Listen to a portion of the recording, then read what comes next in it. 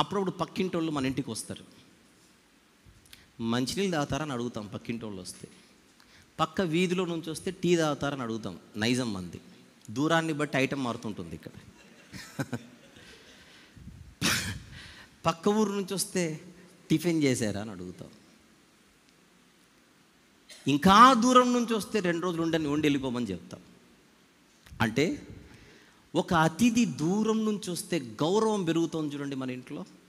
Yes or no? పక్కింటి నుంచి వస్తే ఒక మర్యాద, పక్క వీధి నుంచి వస్తే ఒక మర్యాద, పక్క ఊరు నుంచి వస్తే ఒక మర్యాద, పక్క రాష్ట్రం నుంచి వస్తే ఒక మర్యాద, పక్క దేశం నుంచి వస్తే ఒక మర్యాద. మరి బైబిల్ పరలోకం నుంచి వచ్చింది. ఎంత మర్యాద ఇవ్వాలి చెప్పండి?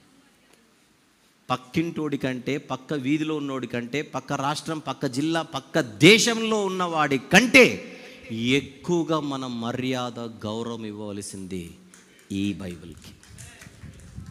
అందుకే నేను ఎప్పుడు అంటుంటాను, బైబిల్ అంటే పరలోక అతిథి. మన ఇంట్లో మన ఇంటికి వచ్చిన హెవెన్లీ గెస్ట్, పరలోక అతిథి. విషయం ఏంటంటే, మన ఇంటికి వచ్చిన పరలోక అతిథికి మనం మర్యాదలు చేయట్లా. ఎలా అంటారేమో, మన ఇళ్ళల్లో బైబిల్ చూడండి దుమ్ము పట్టిపోయి ఉంటాయి, దిక్కు లేకుండా ఉంటాయి, ఎక్కడ పడితే అక్కడ పెడతాం. హాల్లో మనం సోఫాలో కూర్చుంటామా, ఆ కింద టీపాయ్ లాంటిది ఉంటుంది, టీపాయ్ కింద బైబిల్స్ ఉంటాయి మన కాళ్ళ దగ్గర. చిన్న కామన్ సెన్స్ ఉపయోగించొద్దు. కాళ్ళ దగ్గర బైబిల్స్ ఉండడం న్యాయమా? నెత్తిన పెట్టుకోవాల్సిన గ్రంథాన్ని కాళ్ళ దగ్గర పెట్టుకుంటున్నాం. ఇది మన ఇళ్ళలో జరిగేది. ఇది బైబిల్ కంటూ మన ఇంట్లో ఒక షెల్ఫ్ ఉండాలి. అందులో బైబిల్స్ మాత్రమే ఉండాలి, పాటల పుస్తకాలు మాత్రమే ఉండాలి. ఇంకా చెత్త చెదారం ఏమి ఉండకూడదు. న్యూస్ పేపర్లు అందులోనే వేస్తాము, ఏ పుస్తకంగా దూర్చడమే. నేను అంటున్నాను కదా, ఈరోజు మన ఇంటికి వెళ్ళి చూడండి ఒకసారి, ఎవరింటికి వాళ్ళు వెళ్ళి చూడండి, బైబిల్ వాతావరణం ఎట్లుంటుందో, పరిస్థితి ఎట్లుంటుందో. దిక్కు దివానా లేకుండా ఉంటాయి, దుమ్ము ధూళి ఎక్కడ పడితే అక్కడ. మనం కుర్చీలలో కూర్చుంటాం. వినండి జాగ్రత్తగా, కూర్చున్న చోట, కుర్చీలు మనం కూర్చునే ప్లేసెస్, కుర్చీలలో బైబిల్స్ పెట్టవచ్చా? కూర్చుంటాం, లేస్తాం, బైబిల్ పెడతాం. అక్కడ బైబిల్ పెట్టడం మనకు కొంచెమన్నా ఉండొద్దు? నేను నిజమే, కరెక్టే మాట్లాడుతున్నాను, తప్పు మాట్లాడుతున్నాను, మీరు చెప్పండి. కూర్చున్న కుర్చీలో, మనం కూర్చొని లేచిన ఆ స్థలంలో ఎట్లా పెడతాం బైబిల్స్? పెట్టకూడదు, చేత్తో పట్టుకోవాలి. పట్టుకోవడం చేత కాకపోతే తెచ్చుకోవడం మానేయాలి, అంతే. కుర్చీలో పెట్టకూడదు, సోఫాలలో పెట్టకూడదు. 2 వీలర్లో వస్తాం, వెనకల చక్రానికి ఒక బ్యాగ్ ఉంటుంది, బ్యాగ్లో పెడతాం బైబిల్. మళ్ళీ కాళ్ళు ఎక్కడ పెట్టుకుంటాం? అక్కడే. పెట్రోల్ ట్యాంక్ ఉంటుంది, అక్కడ పెట్టుకో. లేదా ఒక బ్యాగ్ కొనుక్కొని బ్యాగ్లో పెట్టుకొని బ్యాగ్ తగిలించుకుందాం.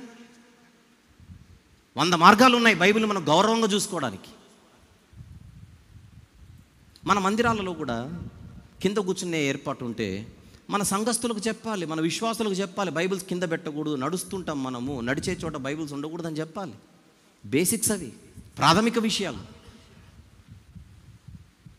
నేను ఇప్పుడు చెప్తున్నాను కనుక గమనించండి. మన మందిరాలలోనే, ఈ రోజు నుంచే గమనించండి, మన మందిరాలలోనే బైబిల్ దాటేస్తుంటారు, కాళ్ళతో తగులుతుంటుంది. కింద పెట్టడమే పెద్ద తప్పు, దాన్ని దాటడం ఏంటో, కాళ్ళు తగిలించడం ఏమిటో. ఇది పరిశుద్ధ గ్రంథం కదా, దాని పేరే పరిశుద్ధ గ్రంథం కదా.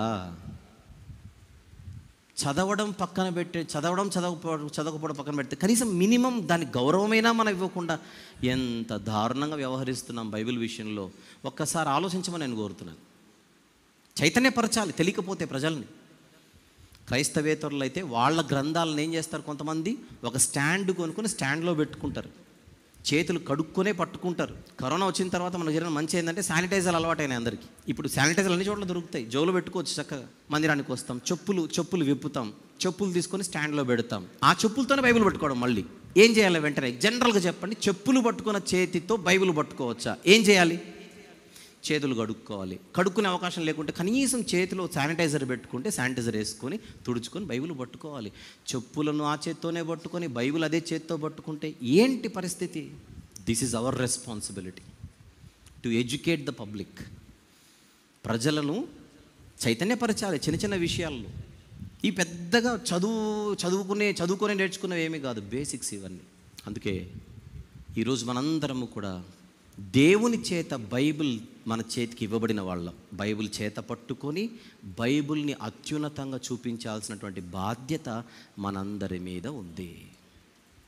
అది మనం పాటించాలి, ప్రజలకు నేర్పించాలి.